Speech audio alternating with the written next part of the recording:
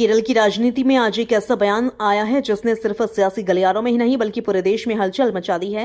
विपक्ष के नेता राहुल गांधी ने मंच से जो कहा उसने कई बड़े सवाल खड़े कर दिए हैं। क्या वाकई एलडीएफ के पीछे कोई हिडन हैंड काम कर रहा है? क्या केंद्र की राजनीति का असर अब राज्यों की सियासत पर खुलकर दिख रहा है? और क्या भारत की नीतियां किसी बाहरी दबाव में हैं? आइए समझते हैं पूरा मामला।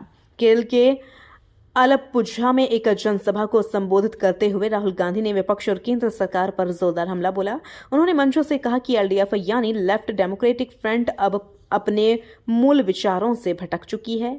राहुल गांधी ने कहा, आज एलडीएफ के पीछे एक छिपा हुआ हाथ काम कर रहा है और यह हाथ सांप्रदायिक है जो संविधान को नहीं मानता और लोगों को बांटता है। उन्होंने दावा किया कि अब केरल में भारतीय जनता पार्टी, राष्ट्रीय स्वयंसेवक संघ और एलडीएफ के बीच एक तरह का रिश्ता बन गया है। राहुल गांधी ने एलडीएफ नेताओं को दो हिस्सों में बांटा, एक जो सत्ता के लिए कुछ भी कर सकते हैं, दूसरे जो विचारधारा से जुड़े हैं लेकिन खुद को ठगा हुआ महसूस कर रहे हैं। उन्होंने कहा कि कई पुराने कार्यकर्ता आज पार्टी की दिशा से नाराज हैं। राहुल गांधी ने नरेंद्र मोदी पर भी तीखा हमला बोला। उन्होंने सवाल उठाया, प्रधानमंत्री हर भाषण में धर्म की बात करते हैं लेकिन केरल के मंदिर में सोना चोरी होने पर चुप क्यों हैं? उन्होंने दावा किया कि भगवान अयप्पा के मंदिर में सोना चोरी हुआ और उसकी जगह पीतल लगाया गया, लेकिन इस पर कोई प्रतिक्रिया नहीं आई।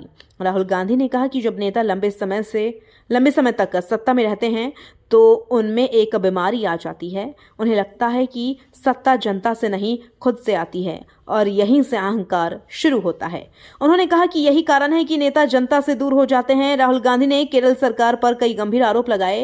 केरल को ड्रग कैपिटल बताया, 75% धान किसान कर्ज में, कोयर इंडस्ट्री बर्बाद, 1.3 लाख लोग बेरोजगार। साथ ही उन्होंने देश भर में अल्पसंख्यकों पर हमलों का मुद्दा भी उठाया। राहुल गांधी ने डोनाल्ड ट्रंप और पीएम मोदी के संबंधों पर भी बड़ा आरोप लगाया। उन्होंने कहा, भारत की ऊर्जा सुरक्षा और कृषि क्षेत्र को अमेरिका के दबाव में सौंपा जा रहा है। उनका दावा, अब भारत तेल खरीदने के फैसले भी स्वतंत्र रूप से नहीं ले पाएगा। उन्होंने अडानी मामले और अमेरिकी केस का भी जिक्र करते हुए कहा कि यह सब एक बड़े दबाव का हिस्सा है। राहुल गांधी ने यूनाइटेड डेमोक्रेटिक फ्रंट की ओर से 5 बड़े वायदे भी किए। महिलाओं के लिए फ्री बस यात्रा, छात्राओं को 1,000 रुपये प्रति माह, बुजुर्गों के लिए 3,000 रुपये पेंशन, हर परिवार को 25 लाख रुपए, स्वास्थ्य बीमा, कोयर, काजू और हैंडलूम इंडस्ट्री के लिए पैकेज, साथ ही एमएसपी 35 रुपये प्रति किलो धान का वादा भी किया। उन्होंने कहा कि एलडीएफ ने जो सी वॉल बनाने का वादा किया था वह पूरा नहीं हुआ।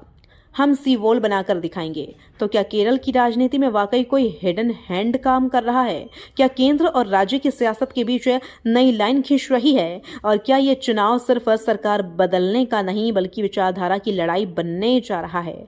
सवाल कई हैं, जवाब आने वाले चुनाव तय करेंगे। फिलहाल इतना जरूर है, केरल की सियासत अब पहले जैसी नहीं रहने वाली है।